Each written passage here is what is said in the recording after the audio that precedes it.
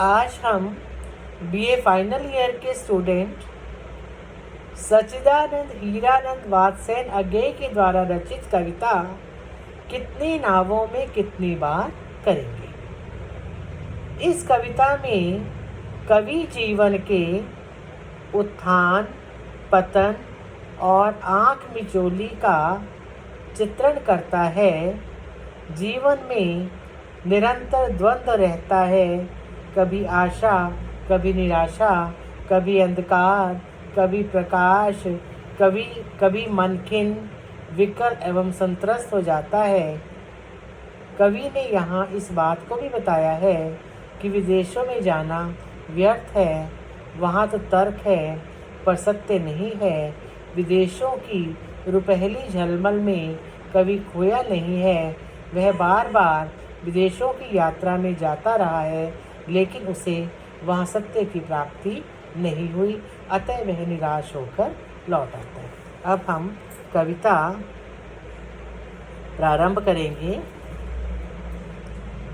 कितनी दूरियों से कितनी बार, कितनी डगमग नावों में बैठकर मैं तुम्हारी ओर आया हूँ। ओ मेरी छोटी सी ज्योति, कभी कुहासे में तुम्हें न देखता भी, पर कुहासे की ही छोटी सी रुपहली झलमल में पहचानता हुआ तुम्हारा ही प्रभामंडल। कितनी बार मैं धीरे आश्वास अक्लांत, ओ मेरे अनबुझे सत्य कितनी बार। डगमग हिलती हुई, ज्योति प्रकाश, कुहासा कोहरा या ओस, रुपहली सुंदर, प्रभामंडल प्रकाश का घेरा या कांति, आश्वस्त भयरहित, अक्लांत बिना थके, अनबुझे न बुझने वाले। कवि इस कविता में अपनी विदेश यात्रा का वर्णन करते हुए कहता है, कितनी दूरियों से कितनी बार, कितनी डगमग नावों में बैठकर मैं तुम्हारी ओर आया, ओ मेरी छोटी सी ज्योति। कवि कहता है कि मैं ना जाने कितनी बार जीवन सत्य की खोज में विदेशों में गया। कितनी डगमग नावों में बैठ मैं जगमगाती नावों में सवार होकर तुम्हारी ओर आया, विदेशों की धरती पर पहुंचा हूँ। भाव यह है कि कवि अनेक बार अनेक सत्यों की खोज के लिए विदेश की यात्रा करने गया है। ओ मेरी छोटी सी ज्योति, कवि कहता है वहाँ जाने के बाद भी उसे भारत वापस लौटना पड़ा। कवि कहता है कि हे मेरी छोटी सी ज्योति, हे मेरी छोटी सी ज्योति रूपी आत्मा, मैं विदेश तो गया, लेकिन मेरी जिज्ञासा मेरे प्रश्न ज्यों के त्यों बने रहे। तो कवि अपनी आत्मा को संबोधित करते कहता है कि हे मेरी छोटी सी ज्योति रूपी आत्मा, कभी कुहासे में तुम्हें ना देखता भी, मैं जीवन के संघर्षों उलझनों रूपी कोहरे के कारण तुम्हें कभी देख नहीं पाया, पर कुहासे की ही छोटी सी रूपहली झलमल में पहचानता हुआ तुम्हारा ही प्रभा मंडल। कहते हैं कि मैं चाहे तुम्हें जीवन की उलझनों रूपी कोहरे के कारण देख नहीं पाया, परंतु विदेशी चकाचौंध में रहते हुए भी तुम्हारी झलमल रूपली रूप से युक्त, परंतु विदेशी चकाचौंध में रहते हुए तुम्हारी उज्जवल दीप्ति की झलक को मैंने पहचान लिया। इससे पहचानता कितनी बार, कहते एक बार नहीं अनेक बार, इससे मेरे मन में जो सत्य विद्यमान था उसने अनेक बार अनुभव किया। मैं धीर धैर्य धारण करके आश्वास उत्साहित हो गया, अक्लांत और मेरी थकावट उतर गई। ओ मेरे अनबुझे सत्य, कवि कहता है कि मैं धैर्य धारण करके उत्साहित हो गया और मेरी थकान उतर गई। मुझे इस सच्चाई का पता चल गया। ओ मेरे अनबुझे सत्य, कितनी बार कहते, जब मेरी थकान उतर गई, जब मैं धैर्य धारण करके उत्साहित हो गया, तो मुझे इस सच्चाई का आभास हो गया था कि सत्य हमारे देश में ही है। यहाँ की सभ्यता, संस्कृति, यहाँ के जीवन मूल्य सर्वश्रेष्ठ हैं। संसार के किसी भी देश की संस्कृति इनका मुकाबला नहीं कर सकती। विदेशों में केवल बाहरी दिखावा है, चकाचौंध है। लेकिन कवि कहता है कि ये एहसास मुझे अनेक बार विदेश की यात्राएं करने पर ही हुआ है। विशेष कवि ने इस बात को प्रकट किया है कि विदेशों की अपेक्षा भारतीय सभ्यता और संस्कृति और जीवन मूल्य श्रेष्ठ है। कवि ने अपने हृदय की जिज्ञासा तथा मन की निराशा का वर्णन किया है। भाषा सहज सरल साहित्यिक हिंदी है। शब्द चयन भावों के अनुकूल है। अनुप्रास और उपमा अलंकार है। कवि ने संबोधनात्मक शैली के द्वारा अपनी बात हमारे सामने रखी है।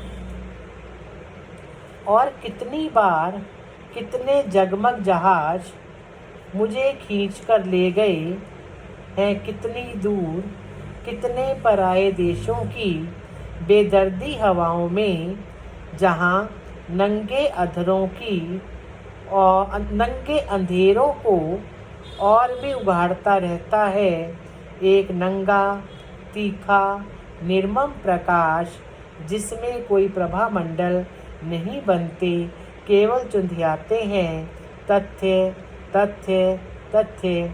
कितनी बार मुझे खिन्न विकल संत्रस्त, कितनी बार जगमग प्रकाशवान जहाज जहाज दूर, अत्यधिक दूर खींचकर आकर्षण में बांधकर पराये देशों को विदेशी देशों में बेदर्द हवाओं में, क्रूर हवाओं में उघाड़ना, नंगा करना, तीखा तीव्र निर्मम प्रकाश, कठोर या दया रहित प्रकाश, प्रभामंडल नहीं बनते, प्रकाश के घेरे नहीं बनते, चुंधियाते केवल आंखों में चमक पैदा करते हैं, खिन्न उदास विकल बेचैन संत्रस्त डर से भयभीत, कितनी बार अनेक बार। और कितनी बार कितने जहाज मुझे खींच कर ले गए कितनी दूर। कवि इस बात को मानता है कि मैं न जाने कितनी बार विदेशों की यात्रा करके आया हूँ, न जाने कितने जगमगाते जहाज मुझे खींचकर, अपने देश से खींचकर दूर विदेशों में लेकर गए हैं। किन पराये देशों की बेदर्दी हवाओं में, कवि कहता है, इन जहाज़ों ने मुझे विदेशों की क्रूर हवाओं में जाकर छोड़ दिया।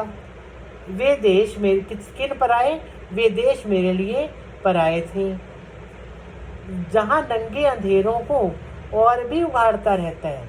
कवि ने वहाँ पर जाकर इस बात को महसूस किया कि वहाँ के नंगे अंधकार को तेज प्रकाश और अधिक नंगा कर देता है, जिससे उघाड़ता है, उसकी असलियत सबके सामने आ जाती है।